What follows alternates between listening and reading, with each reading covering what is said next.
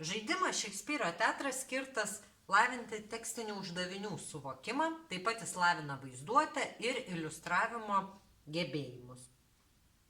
Pagrindinis tikslas Šekspyro teatre yra taip nupiešti, taip iliustruoti tekstinį uždavinį, kuris parašytas kortelėje, kad jis kuo labiau atspindėtų tą uždavinį, bei kad atsakymas į uždavinio klausimą būtų matomas tiesiog pažvelgus į iliustraciją.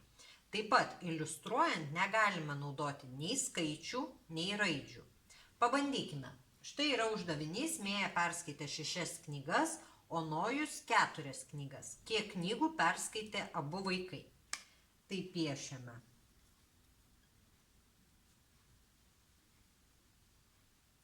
Piešiame mergaitę Mėją, kuri perskaitė 6 knygas.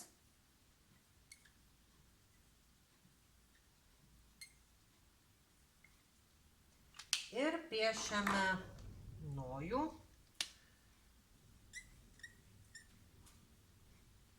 kuris perskaitė 4 knygas.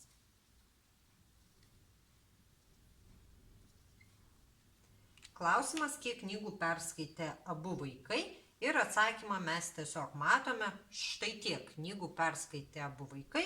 Jeigu norisi tiksliau, galime suskaičiuoti 1, 2, 3, 4, 5, 6, 7, 8, 9, 10. Kartu abu vaikai perskaitė 10 knygų. Pabandykime su šiek tiek sudėtingesniu 3 klasės uždaviniu, kuris skamba taip. Julius suklijavo pašto ženklus į 6 lapus, po 9 pašto ženklus ir dar 8 ženklai liko. Kiek ženklų jis turėjo iš viso? Tai pirmiausia piešiame 6 lapus.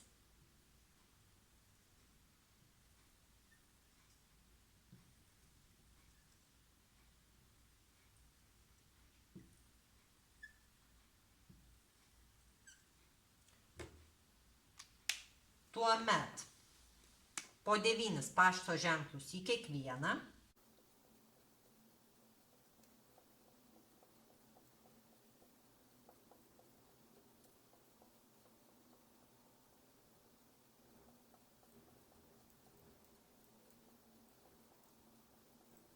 Ir dar parašyta, jog 8 ženklai liko.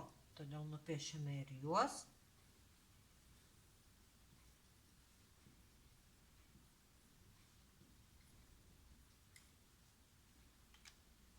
Klausimas uždavinio yra, kiek ženklų jis turėjo iš viso. Tai atsakymas yra, štai tiek ženklų jis turėjo iš viso. Jeigu norisi tiksliau, mes suskaičiuojame kiekvieną nupieštą pašto ženklą ir gauname, kad iš viso jis turėjo 62 pašto ženklus.